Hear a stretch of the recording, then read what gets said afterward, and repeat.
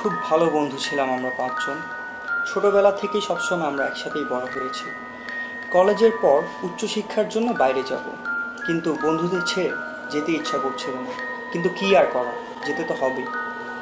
বিভিন্ন কারণবশত তাদের সাথে যোগাযোগ বলতে গেলে কমেই গিয়েছিল, কিন্তু এরই মাঝখানে কিছু অপ্রীতিকর ঘটনা ঘটে গিয়েছে।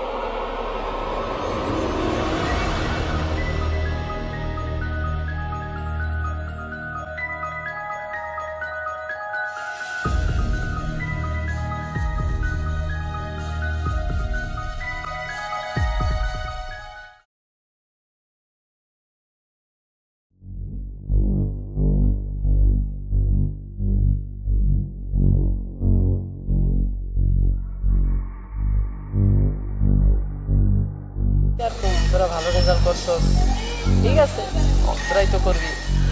মামা কি অবস্থা? ভালো বাবা। তোর কি অবস্থা? তোর কি অবস্থা?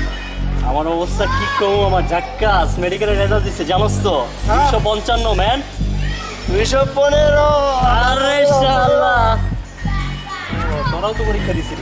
হ্যাঁ তো শরীর ভালো ছিল না না, আসলে বুঝি তো তোকে আর হইব না, বুঝছো? তোরা হিসেবে ট্রাই বাই করিস না, সেকেন্ডে পরীক্ষা দিয়ে হইলে হইব, নাহলে আমি তোকে কই কি করবি, বিয়া তো করবি, ঠিক আছে? বিয়া তো একটা না একটা করবি, বউ লইয়া বিয়ার পর আমার কাছে আসবি, আমি তো আসি, তোকে ফ্রি চিকিৎসা করে দেবি, বন্ধু হিসেবে একটু তো করতে পারি। কি করছে? হ্যাঁ, মনের কথা বইলা দিন। আচ্ছা তো চল, তোদের আজকে খাওয়া আসি, যাবি? সারাদিন তো মায়ে নেই ঘুরছ, চল সদরঘাট আজকে ঘুরে আসি। চল, ঠিক আছে। বেটা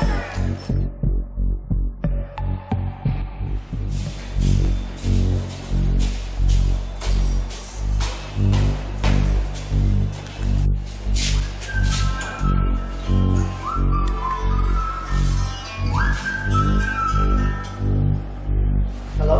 হ্যাঁ রিয়ান দোস্ত, হ্যাঁ দোস্ত, ঠিক দোস্ত আছে। কালকে তো পরীক্ষা, আমার কিছু জিনিসের প্রবলেম আছে, তুই আমাকে একটু হেল্প করতে পারবি? আচ্ছা তাহলে তুই বাসায় এসে পর, আমার বাসা তো খালি আছে, একসাথে করবো। আচ্ছা ঠিক আছে, আমি 15 মিনিটের মধ্যে আসতেছি দোস্ত। আচ্ছা ঠিক আছে দোস্ত, তাই।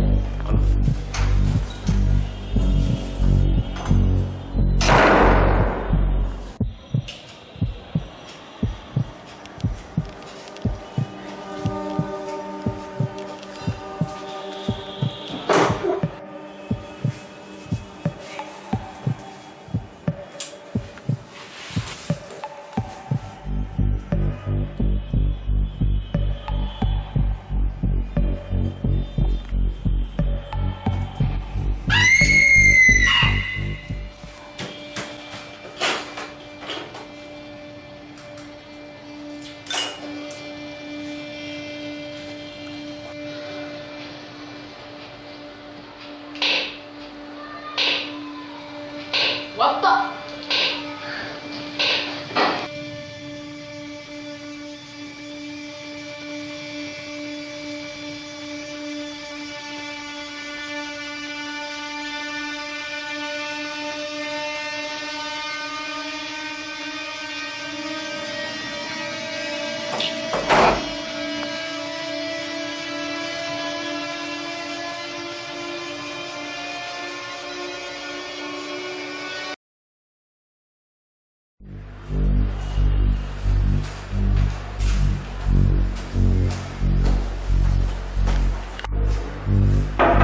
আর রিয়ান আসোস? ইতিহাস দরজা খোলা, ভিতরে আয়।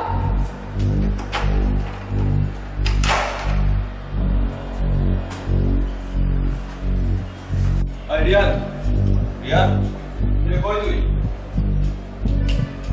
হ্যাঁ ওই কথা বলছ না কেন? মজা করছ কই? ওই রিয়ান কি রে, মজা করতে বসে আসছেন? এই ওই মিয়া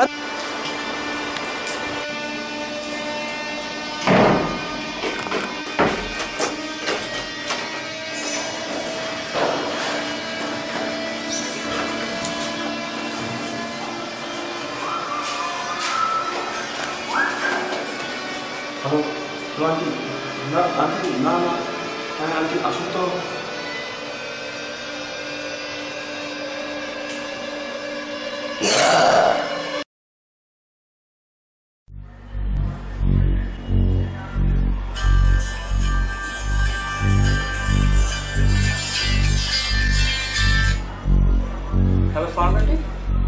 জি আন্টি, কি ভালো আছেন আপনি?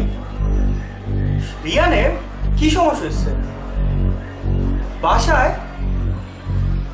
আচ্ছা আমি গিয়ে দেখছি, এখনই দেখছি আমি।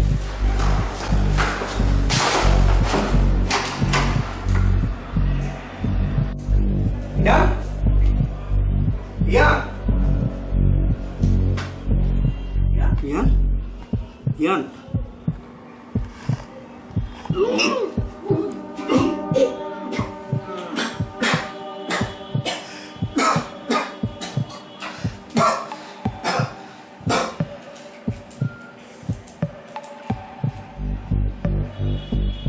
হ্যালো মোহাম্মদপুর থানা, এখানে একটি মার্ডার হয়েছে।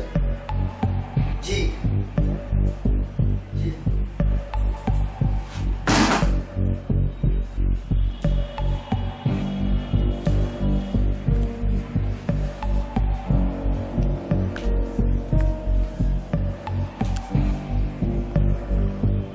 রিয়ানের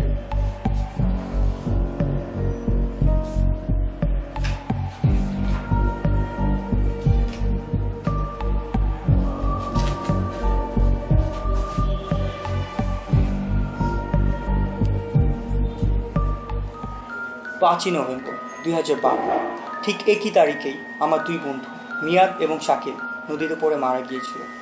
ঠিক 1 বছর পর সেই একই দিনে অর্থাৎ 5 নভেম্বর 2013 আমার আরেক বন্ধু রিয়ান মারা গিয়েছিল। কিন্তু ওই দিন তার বাসায় তার মরদেহের পাশে একটি ডায়েরি পেয়েছিলাম। ডায়েরিতে লেখা ছিল যে সেদিন সদরঘাটে মিয়াদ এবং শাকিলের সাথে রিয়ান এবং ইমতিয়াজের ঝামেলা হয়েছিল কোনো কারণে। এর মানে কি? তাদের মৃত্যুর পেছনে কি রিয়ান এবং ইমতিয়াজেরই কোনো হাত আছে? এই পৃথিবীতে অনেক কিছুই হয়ে থাকে আজও, কিন্তু সব কিছুই বিশ্বাস করা যায় না। ওই দিনের পর থেকে ইমতিয়াজের কোনো খবর পাওয়া যায়নি এবং তার পরিবার পরিজনও তাদের কোনো খবর জানে না।